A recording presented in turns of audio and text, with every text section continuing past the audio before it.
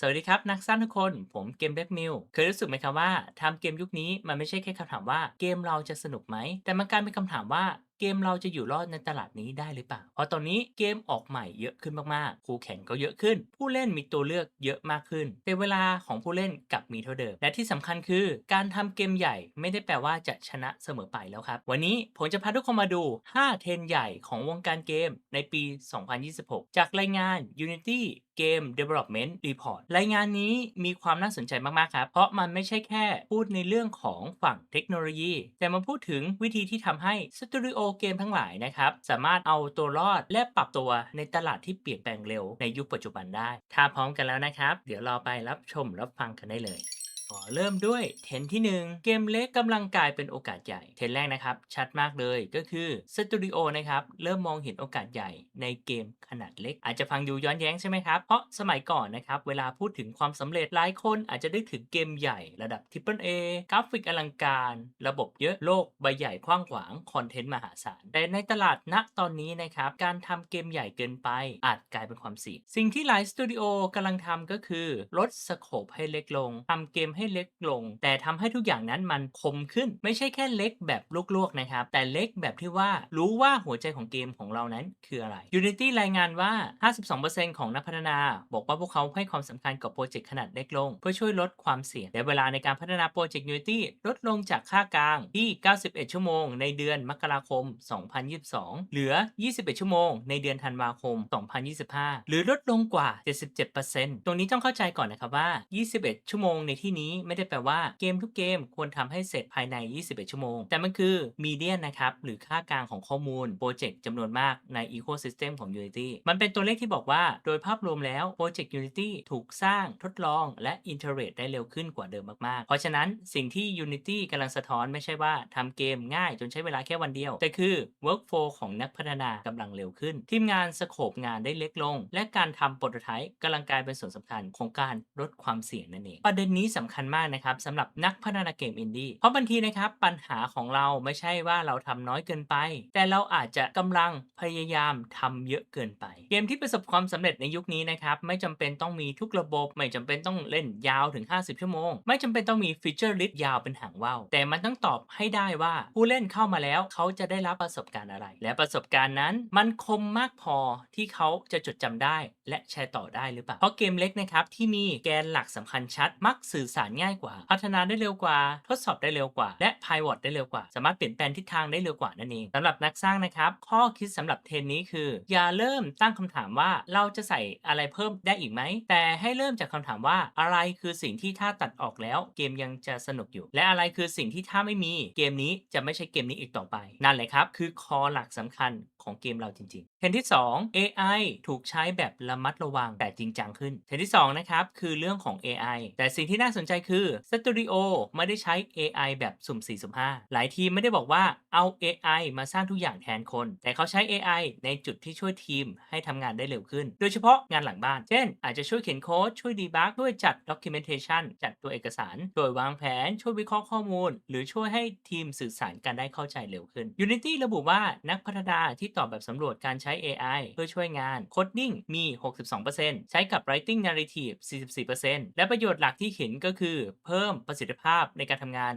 73%กับการช่วยการตัดสินใจที่ดีขึ้น 62%นี่คือมุมมองที่ผมคิดว่าน่าสนใจมากครับเพราะ AI ในบริบทนี้ไม่ได้ถูกมองว่าเป็นศิลปินคนใหม่หรือนักออกแบบเกมแทนเราแต่มันเป็นเหมือนผู้ช่วยที่ช่วยลดงานซ้ำๆช่วยให้เราโปรโตไทป์เกมได้เร็วขึ้นช่วยให้ทีมมีเวลามากขึ้นกับสิ่งที่มนุษย์ยังคงมีความสำคัญมากๆนั่นก็คือการออกแบบประสบการณ์การตัดสินใจในเชิงสร้างสรรค์และการเข้าใจผู้เล่นอีกจุดที่น่าสนใจนะครับก็คือ MCP หรือ Model Context Protocol พูดง่ายๆก็คือมันเป็นแนวทางที่ทำให้ AI เชื่อมกับข้อมูลอื่นๆได้ดีขึ้นเช่นตัวเกม Engine Editor Source Control หรือระบบการจัดการโปรเจกต์ต่างๆ Unity บอกว่า 50% ของนักพัฒนาที่สำรวจการใช้ MCP Server แล้วโดย Use Case สำคัญเลยก็คือเชื่อมต่อกับของตัวเกม Engine Editor 90%และ Production Project Management 74%สำหรับตัวนักสร้างเองนะครับคำถามสำคัญไม่ใช่ว่าควรใช้ AI ไหมแต่คือ เราควรจะใช้ AI ตรงไหนโดยไม่ทำให้คุณภาพเกมของคุณเสียการใช้ AI ที่ดีไม่ควรทำให้เราต้องคิดน้อยลงแต่มันควรช่วยให้เรามีเวลาไปคิดเรื่องที่สำคัญมากขึ้นกว่าเดิมนั่นเองครับเทรนด์ที่3ทำเกมดีอย่างเดียวไม่พอต้องพาเกมไปหาผู้เล่นให้เจอด้วยเทรนด์ที่3คือเรื่องของ discoverability หรือพูดง่ายๆก็คือปัญหาที่เกมดีแต่ไม่มีใครเห็นนี่เป็นปัญหาใหญ่มากสำหรับในยุคนี้เลยนะครับเพราะจำนวนเกมที่เพิ่มมากขึ้นจำนวนนักพัฒนาที่เพิ่มขึ้นแพลตฟอร์มก็ได้เปิดโอกาสมากขึ้นแต่สิ่งที่ตามมาคือทุกคนกำลังแย่งพื้นที่บนหน้าจอเดียวกันบน Steam App Store Google Play TikTok YouTube Discord หรือบนหน้าฟีดของผู้เล่น Unity รายงานว่านักพัฒนาเกมบนมือถือระบุว่าอุปสรรคหลักคือการแข่งขัน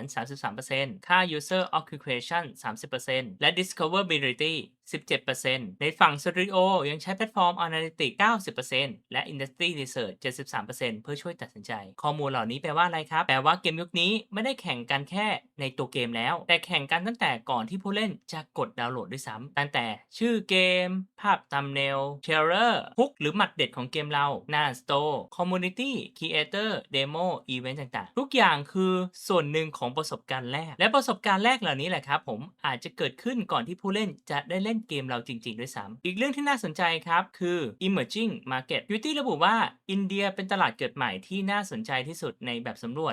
73% ขณะที่ Southeast Asia และ Central South Asia เป็นพื้นที่ที่สตูดิโอเห็นความสำเร็จสูงถึง 68% และ 60% ตามลำดับแต่กำแพงสำคัญในการเข้าตลาดใหม่ก็คือ cultural norm 40% เลยทีเดียวตรงนี้สำคัญมากนะครับเพราะการเข้าตลาดใหม่ไม่ใช่แค่การแปลภาษาแต่เราต้องเข้าใจถึงวัฒนธรรมพฤติกรรมผู้เล่นอุปกรณ์ที่เขาใช้อินเทอร์เน็ตที่เขามีวิธีการจ่ายเงินและสิ่งที่เขารู้สึกว่าคุ้มค่าสำหรับนักสร้างนะครับเทรนด์นี้บอกเราว่าอย่ารอให้ผู้เล่นมาเจอเกมเราเองเราต้องออกแบบเส้นทางให้เกมของเราเดินทางไปถึงมือของผู้เล่นที่ใช่ด้านเองเทรนด์ที่ 4 engagement คือสนามรบใหม่ของเกมยุคนี้เทรนด์ที่ 4 นะครับคือเรื่องของ engagement หรือการทำให้ผู้เล่นไม่ใช่แค่เข้ามาเล่นแต่อยากกลับมาเล่นต่อเพราะในยุคนี้นะครับมีเกมเยอะมากๆการได้ผู้เล่นมาแล้วเสียเข้าไปอย่างรวดเร็วคือความเสียหายที่แพงมากเพราะฉะนั้นแล้วสตูดิโอ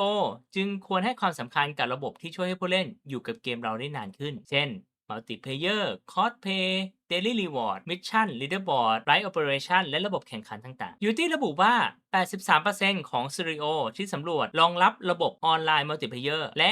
55% โฟกัสที่เซสชั่นขนาดเล็ก 2-9 คน ส่วนระบบคอสเพย์มีประมาณ 72% ที่ให้ความสำคัญ แต่ 38% บอกว่าความท้าทายหลักคือการทำให้ User Experience ยังสม่ำเสมอในขณะที่คอร์สแพลตฟอร์มไปยังสภาพแวดล้อมที่แตกต่างกัน จุดนี้น่าสนใจนะครับ เพราะมัลติเพลเยอร์ที่เติบโตไม่ได้แปลว่าทุกคนต้องไปทำ MMORPG หรือ MMO ขนาดยักษ์นะครับหลายทีมกำลังหาประสบการณ์มัลติเพลเยอร์ที่เล็กลงแต่เข้มขึ้นใกล้ชิดกันมากขึ้นเล่นกับเพื่อนได้ง่ายขึ้นน่าจะได้เห็นเกมในช่วงนี้หลายๆเกมเนาะเกมที่เล่น 2-4 คน 3-6 คนหรือ 2-9 คนอาจเหมาะกับพฤติกรรมผู้เล่นยุคนี้มากกว่าเพราะผู้เล่นไม่ได้ต้องการแค่จำนวนคนเยอะแต่ต้องการช่วงเวลาที่สนุกกับคนที่เขาอยากเล่นด้วยจริงๆส่วนระบบคอสเพย์นะครับก็กลายเป็นความคาดหวังใหม่ผู้เล่นยุคนี้ไม่ได้แค่คิดว่าฉันจะเล่นบนเครื่องอะไรดีแต่เขาคิดว่าฉันอยากเล่นกับเพื่อนฉันได้ไหมถ้าเพื่อนอยู่บน PC อีกคนอยู่บนมือถืออีกคนอยู่บนคอนโซลเกมที่เชื่อมคนเหล่านี้ไว้ด้วยกันได้ก็มีโอกาสรักษาคอมมูนิตี้ได้ดีกว่าแต่แน่นอนครับว่ามันไม่ง่ายเลยเพราะคอสเพย์นะครับไม่ใช่แค่การต่อเซิร์ฟเวอร์ให้เจอกันเพียงอย่างเดียวแต่มันคือการทำให้ประสบการณ์ทั้งหมดนะครับนั้นยุติธรรมและสม่ำเสมอต่อเนื่องนั่นเองทั้งแฟร์และ consistent เพราะมันมีอะไรที่ต่างกันมากมายนะครับทั้ง input ต่างกัน performance ต่างกันหน้าจอแตกต่างกัน network การส่งรับ network ต่างกัน expectation ความคาดหวังต่างๆก็เลยต่างกันไปด้วยอันนี้แหละครับผมคือ design challenge ไม่ใช่แค่ technical challenge สำหรับนักสร้างนะครับคำถามของเทรนนี้คือเกมของเราออกแบบมาให้คนเล่นครั้งเดียวแล้วจบหรือออกแบบมาให้เขาอยากกลับมาเล่นอีกและถ้าอยากให้เขากลับมาเรามีเหตุผลที่ดีพอให้เขากลับมาแล้วหรือยังเทรนที่ 5 ธุรกิจเกมไม่ได้มีแค่การขายเกมอีกต่อไปเทรนที่ 5 ครับคือเรื่องของธุรกิจและนี่เป็นจุดที่นักสร้างอินดี้หลายคนอาจจะไม่อยากคิดแต่ก็หลีกเลี่ยงไม่ได้นะครับเพราะในโลกจริงเกมไม่ได้อยู่ได้ ด้วยความสนุกเพียงอย่างเดียวมันต้องมีโมเดลที่ทำให้ทีมอยู่รอดได้ด้วย Unity รายงานว่าเกือบ1ใน4ของนักพัฒนาหรือ 24% กำลังขยายรายได้นอกเหนือจากยอดขายเกมเป็นหลักโดยมีทั้ง Partnership In-Game Monetization และการขยายแพลตฟอร์มนี่ไม่ได้แปลว่าทุกเกมต้องมีกาชาหรือทุกเกมต้องมี Battle Pass นะครับแต่แปลว่าทีมต้องคิดมากขึ้นว่าเกมนี้เราจะสร้างคุณค่าในระยะยาวได้อย่างไรบางทีมอาจจะเน้นไปทาง DLC หรือบางทีมจะไปในทางของรูปแบบของ Subscription หรืออาจจะทำไปทางการสร้าง Merchandise ต่างๆไปการสร้าง IP หรือบางทีมอาจจะทำเป็น Collaboration บางทีมก็อาจจะพอร์ตไปแบบหลากหลายแพลตฟอร์มหรือบางทีมอาจจะรับงานนอกนะครับรับงานลูกค้าต่างๆเพื่อหล่อเลี้ยงตัวสตูดิโอระหว่างพัฒนาเกมของตัวเองไปด้วย Beauty ระบุว่าสตูดิโอใช้วิธีการ Collaboration ถึง 82% In-App Purchase 57% และทีมเล็กให้ความสำคัญกับการขยายแพลตฟอร์มถึง 74% รวมถึงมี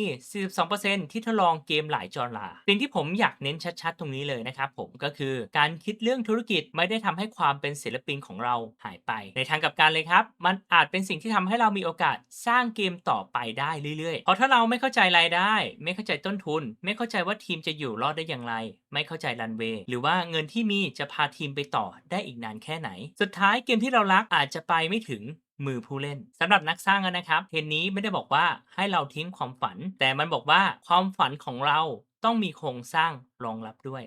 ภาพรวมของทั้ง5เทรนพอเรามาลองรวมๆกันแล้วนะครับรายงานนี้ไม่ได้บอกแค่ว่าวงการเกมของเรากำลังเปลี่ยนไปทางไหนแต่มาบอกว่าสตูดิโอ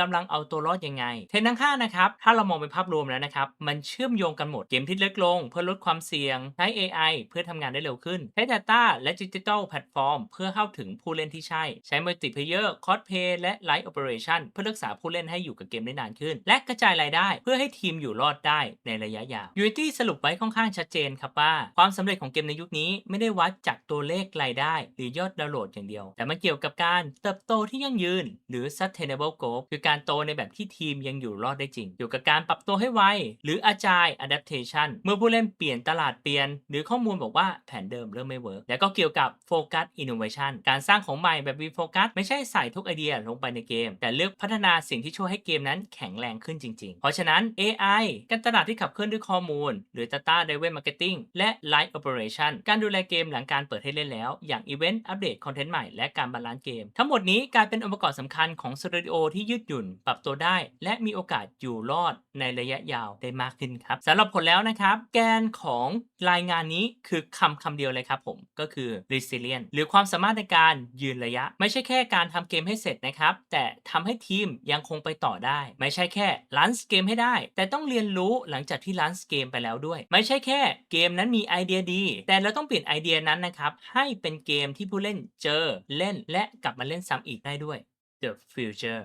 อนาคตจะไปในทิศทางไหนดูจากแนวโน้มทั้งหมดแล้วนะครับอนาคตของวงการเกมอาจจะไม่ได้ถูกขับเคลื่อนด้วยคำว่าใหญ่กว่าเดิมอย่างเดียวแต่มาขับเคลื่อนด้วยคำว่าเร็วขึ้นแม่นยำขึ้นเล็กลงเมื่อจำเป็นยืดหยุ่นขึ้นและเข้าใจผู้เล่นมากขึ้นผมคิดว่าเราจะได้เห็นอินดี้และโซโล่เดฟมีบทบาทมากขึ้นเรื่อยๆเพราะเครื่องมือที่ดีขึ้น Workflow ที่เร็วขึ้น Distribution นะครับช่องทางการจัดจำหน่ายเปิดกว้างมากขึ้นและผู้เล่นก็พร้อมใจเปิดรับให้กับเกมเล็กๆหรือถ้าเกมนั้นมี Identity หรือตัวตนที่ชัดในขณะเดียวกันสตูดิโอใหญ่ก็อาจจะต้องเรียนรู้จากทีมเล็กๆมากขึ้นไม่ใช่แค่ในเรื่องของต้นทุนแต่เป็นเรื่องของความเร็วการทดลองและความกล้าที่จะทำให้เกมมีสโคปที่กระชับแต่แตกต่างและสำหรับนักสร้างอย่างเรานะครับนี่อาจจะเป็นข่าวดีมากๆเพราะเราอาจไม่ต้องชนะด้วยขนาดทีมไม่ต้องชนะด้วยงบประมาณไม่ได้ต้องชนะด้วยจำนวนระบบแต่เราชนะได้ด้วยความชัดของไอเดียความเข้าใจผู้เล่นและความสามารถในการปรับตัวครับสุดท้ายนี้นะครับถ้าจะให้สรุปรายงานนี้ในประโยคเดียวผมคิดว่ามันคือปี 2026 ไม่ใช่ปีของเกมที่ใหญ่ที่สุดแต่เป็นปีของเกมที่เข้าใจตลาดเข้าใจผู้เล่นและเข้าใจข้อจำกัดของตัวเองดีที่สุดครับเกมเล็กไม่ได้แปลว่าเกมด้อยกว่า AI ไม่ได้แปลว่าความคิดสร้างสรรค์ได้หายไปการตลาดไม่ได้แปลว่าเราขายวิญญาณและธุรกิจไม่ได้แปลว่าเราทิ้งความฝันทุกอย่างขึ้นอยู่กับว่าเราจะใช้มันเพื่ออะไรเพราะสุดท้ายแล้วหน้าที่ของนักสร้างไม่ใช่แค่การสร้างเกมที่เราอยากทำแต่คือการสร้างเกมที่สามารถไปถึงผู้เล่นและมีชีวิตอยู่ต่อได้จริงๆ มาถึงจุดนี้แล้วนะครับนักสร้างคิดว่าเทรนด์ไหนสำคัญที่สุดสำหรับทีมเล็กๆและ Indie Dev นะครับก็สามารถมาคอมเมนต์พูดคุยกันได้นะครับที่ช่องคอมเมนต์กันได้เลยก็ขอฝากเอาไว้อีกเช่นเคยนะครับผม Empower your team and make it happen ปลุกพลังความฝันของคุณและสร้างให้มันเป็นจริงกันนะครับถ้ามีเรื่องราวอะไรในวงการเกมหรือมีอัปเดตอะไรสำคัญกับของฝั่ง Unity อีกนะครับผมก็จะหยิบยกมาเล่าเพื่อให้นักสร้างนะครับสามารถเอาข้อมูลเหล่านั้นนะครับไปปรับใช้กับเกมของตัวเองได้แล้วเจอกันได้ใหม่กับเกม Dev Mill ในตอนต่อไปสำหรับวันนี้ขอตัวลาไปก่อนนะครับสวัสดีนะครับ